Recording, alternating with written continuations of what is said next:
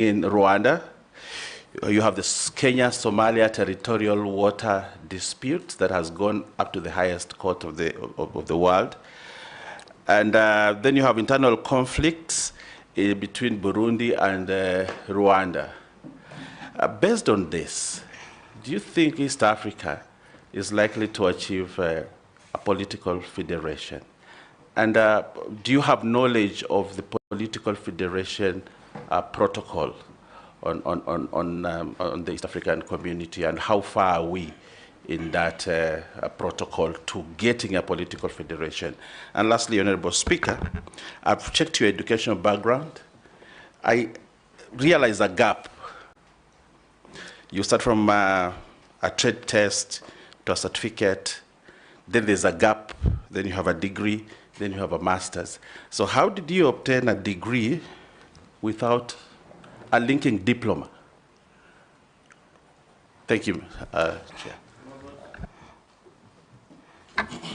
Thank you, Mr. Speaker. Madam Nominee, while answering Honorable Mary's question on alternative funding, I heard you mention that you would be proposing taxes so that they can be able to be used to support the community. And be careful, Kenyans are very uncomfortable with any mention of additional taxes.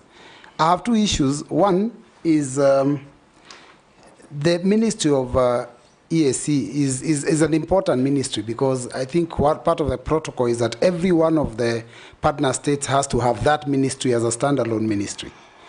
Although Kenya, we have connected it also with ourselves.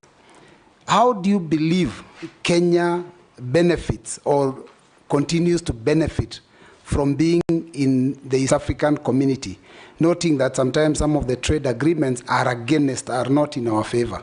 So I'd like a clear answer on that one. And secondly, this is basically coming from the public since we started vetting.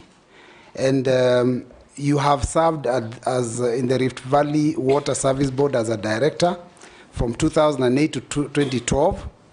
You also were a CEC in Turkana County government from 2013 to 2016. More or less, you have actually been working for the public and earning your pay from taxpayers.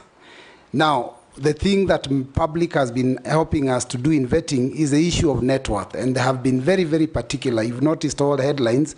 Every time we have vetting, the main issue of concern is the value or the net worth of the individuals that we have been vetting. I've gone through your CV. You are saying you have a net worth of 100 million. I would like you to probably just to allay the fears of the public so that they don't think that you got this from Turkana County when you worked as CEC, to just tell us how did you acquire it? Because every time we have mention of money, people think that is all stolen money. So you need to explain to them how you acquired this money and that you've been paying your taxes appropriately, so that we can put this matter to rest. And you're doing this because of all the other candidates that have come before us who never got this question. Thank you, Mr. Chairman. Thank you, Mr. Speaker. Welcome, nominee. A quick one is that East Africa community has a common market protocol of free movement of labor. And you know very well, in this country we have a huge batch of youth who are seeking for employment.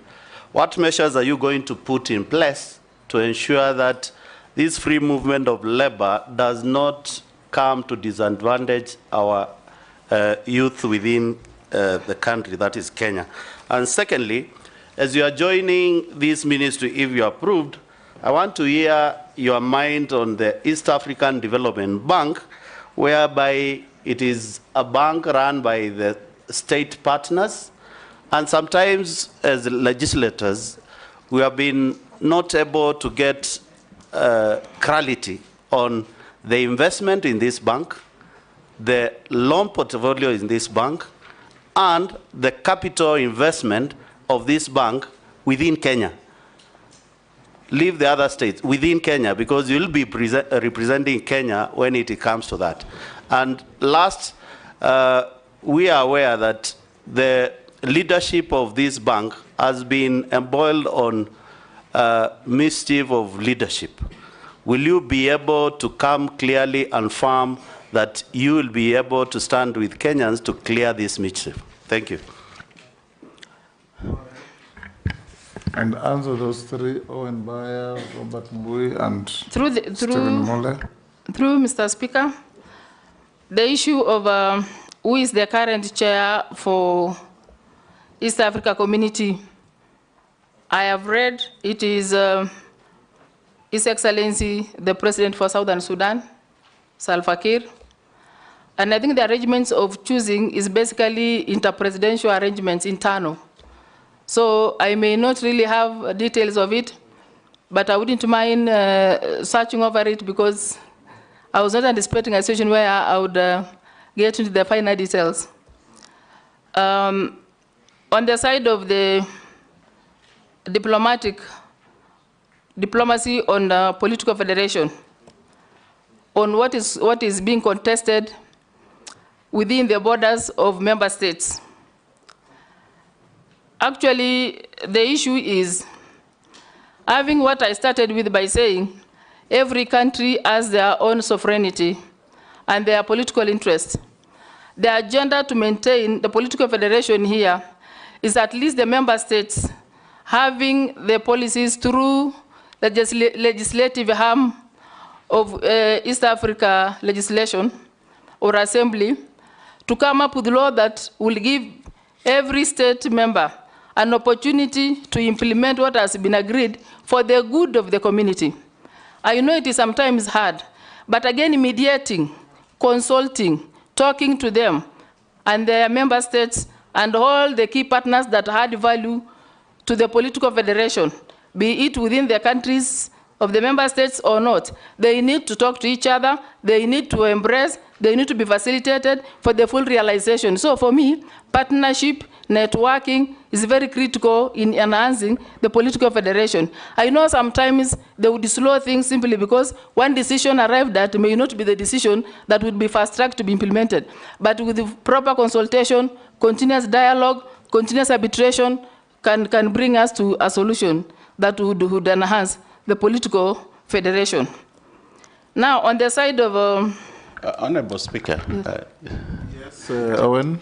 Just, I don't know whether the nominee understood my question. You know, there is envisaged a political federation of the East African states, including a currency. And including, you know, bringing it together and forming a state of East Africa, you know. And there are certain steps that have been taken towards Owen, I think you should also be fair to the nominee. There are three different things. Yes. There is common customs or customs union. There is common market. There is common currency, political federation. Each is a separate engagement. So if we are talking about monetary union, don't mix it with political federation and vice versa. Speaker, what I was trying to do when I mentioned the currency is to show that we are bringing together the East African. How far are we in that protocol, the political one, if you have any information about it? In terms of political federation? Yes. I think because the most that leads is the political goodwill from the member states. So, and if we look at where we are right now, at least I see we are making progress as an East African community.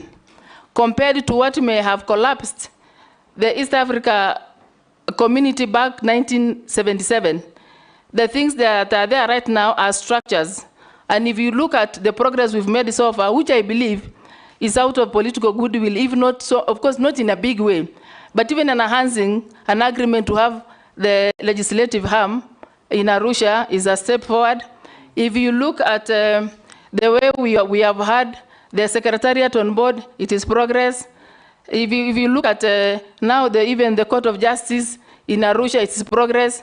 At least the progress that is headed to the right direction. I know we've not achieved so much, but I assure you, at least we are beginning and we are headed to the good direction.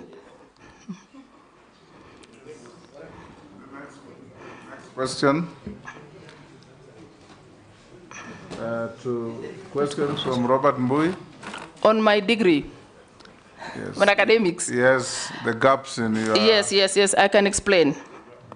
Actually, what happened is I took a course in certificate in a place called Kobujo Social Development Training Institute that was examined by Kenya National Examination Council. And if I were not, the fact that I have no diploma means I would have reduced, if I had diploma, I would have reduced my degree years to 3. And because I didn't have a diploma, I had again to go for a degree for 4 years. 1 extra year has been added because they said we cannot be, if I would have gone for diploma, I would have gone for a degree for 3 years. And because I went for 4 years, that is now meant to take care of the diploma that was not there.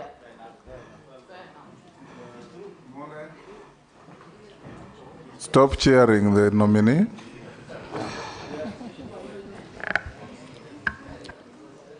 Through the chair on taxes. Actually, I know it is very sensitive right now in the Republic of Kenya to talk about taxes. Kenyans will come on you, and they will come for you. What I mean here is I was seeing an alternative way of sustaining the development and the activities within the East Africa community. As okay, of course, there is remittance by each member state as a source of revenue to sustain the activities of the community. But again, I also said, in the situation where now some member states are not complying by paying, remitting, that would mean there is a gap in terms of activities to be implemented. And by virtue of that gap, I gave a window. I said, even if I never said, okay, the tax that would, I said a small tax, of course, now assuming it is going to be agreed upon because one proposal cannot be implemented by one state. Even if you give a proposal of tax and then it goes before member states and they say no, it will still not pass. But I was looking at a way of making alternative source of funding for for East Africa community as a proposal. But that doesn't mean it's going to be taken as it is because I'm only proposing as one member if appointed. It will still be discussed by the others. If they will find it appropriate, it will be adopted. If they will not find it appropriate, it will not get anywhere. So that one was the reason why I was just suggesting need, without really looking at the tax, the need for alternative source of funding. The other, through the chair, the other question is the ministry importance in, sorry, come up again, sir. The importance of Kenya being in the community. Oh, through the speaker, I feel Kenya is among the states that started spearheading the need to have East Africa community on board.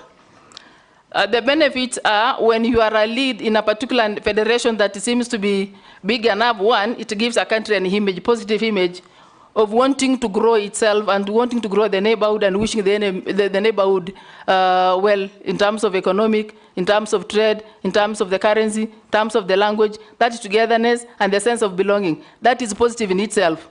Number two, when we enhance the collaboration on market, when we collaborate in terms of policy, when we work around things that would make Kenyan labor to move around the member states, if we look at things that would make some legislation to come, that in itself will market Kenyans in this manner. Our commodities, our supply will have an external market. Again, our technocrats that are not well absorbed in the country, and they can get an exit of getting to these countries through their membership to be employed.